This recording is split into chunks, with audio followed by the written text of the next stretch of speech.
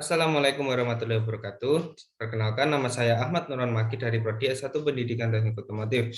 Di sini saya akan mempresentasikan hasil kerja saya tentang pentingnya penerapan kesehatan dan keselamatan kerja dalam menangani bahan berbahaya beracun untuk memenuhi mata kuliah pendidikan bahasa Indonesia dengan dosen pengampu Bapak Dr. Didin Widiartono, SS, SPD, MPD.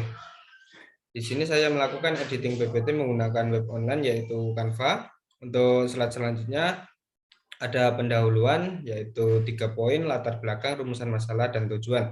Untuk latar belakang, pengelolaan serta penindakan bahan kimia berbahaya beracun atau lebih disebut dengan B3 dalam rangka keselamatan serta profesi kerja ialah aspek yang sangat berarti yang butuh menemukan kepedulian. Banyak terjadi kecelakaan dalam pekerjaan yang diakibatkan ketidaktahuan operator maupun pekerja dalam mengidentifikasi serta menanggulangi B3 tersebut.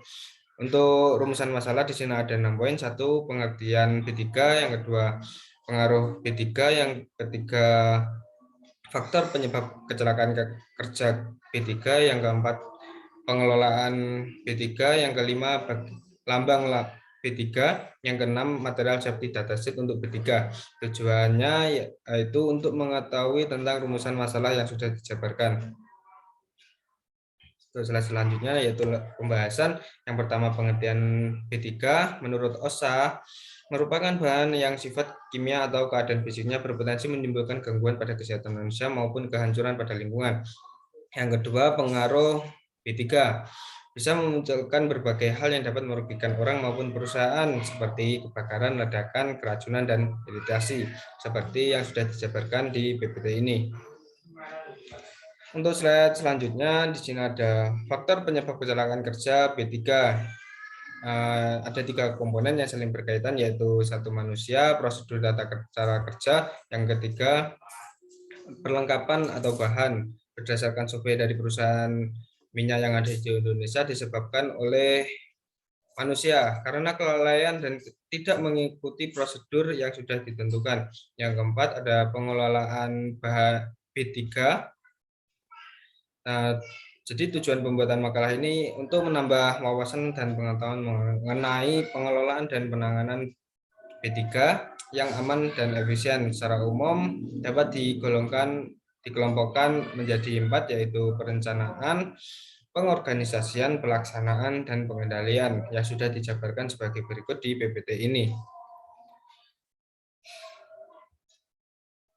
Untuk slide selanjutnya, di sini ada lambang dari B3, yaitu tujuan pemberian simbol untuk mengidentifikasi data tentang tipe serta ciri limbah tersebut.